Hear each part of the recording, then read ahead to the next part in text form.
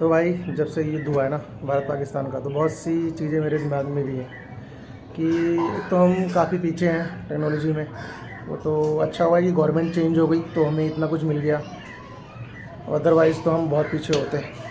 लेकिन फिर भी अब हम इतना कुछ कर रहे हैं, लेकिन उसके बावजूद भी हम इतनी जल्दी उन देशों के आगे नहीं पहुंच सकते जो ऑलरेडी इसमें बहुत आगे हो चुके हैं। तो अब हमें अपनी कंट्री के लिए क्या करना चाहिए, ठीक है? क्योंकि देखो जैसे कि पाकिस्तान है, अब चाइना तो उनको सारी चीज़ें फ्री में दे देता है। वो इसलिए दे देता है कि ताकि वो भैया भारत से लड़ता रहे और उसका फ़ायदा होता रहे, ठीक है, आर्थिक तौर पे। क्योंकि जो देश युद्ध में रहेंगे या ज़्यादा इसमें रहेंगे वहाँ पर डेवलपमेंट कम होता है, क्योंकि इन्वेस्टमेंट कम हो जाती है ना एक सीधे तौर पे। तो पाकिस्तान को तो इजीली मिल जाता है, लेकिन पाकिस्तान को ये समझ में नहीं आ रहा कि उसके देश के लिए फ़ायदा नहीं है, क्योंकि वहाँ पर कोई देश के लिए सोचता ही नहीं भाई। वहाँ सब जितने भी अपने उनको वो अपने लिए सोचते हैं। वो पैसा ले लेंगे और एक दिन जाके बाहर बैठ जाएंगे, ठीक है, पैसा लेके दिन जाके बाहर बैठ जाएंगे। और भारत में सबसे अच्छी बात ये रही है कि क्या कितने भी भ्रष्ट हों, चाहे नेता में चाहे किसी में कितने भ्रष्ट हो, लेकिन उसके साथ आधे लोग सही वाले खड़े होते हैं जो कभी भी पूरी तरह से कोई चीज़ ख़राब नहीं होने देते। इसीलिए आज हमारा देश इतना आगे हो पाया, अदरवाइज़ नहीं हो पाता, क्योंकि हम भी गुलाम रहे थे सारी चीज़ें। लेकिन यहाँ पर लोग दूसरे के लिए सोचते हैं हमेशा, चाहे किसी भी स्तर पर हमेशा दूसरे के लिए सोचा जाता है, ठीक है, भारत में।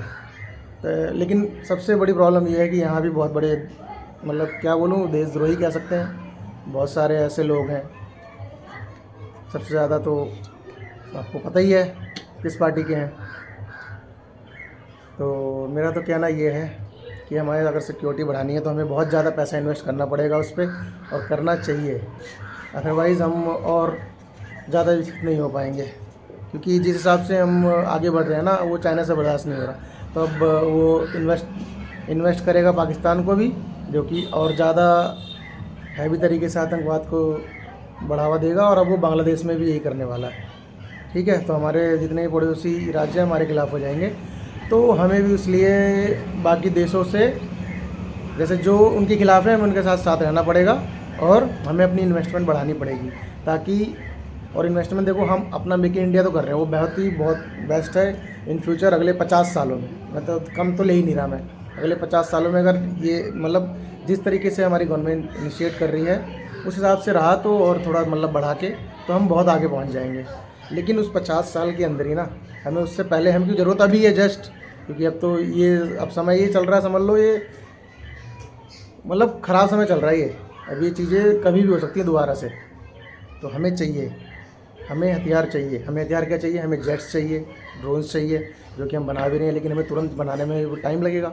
हमने अपना एम का प्रोजेक्ट लॉन्च कर दिया, पर उसमें भी टाइम है। वो कब होगा, कब 2034 तक कह रहे हैं शायद कि पहला मिलेगा।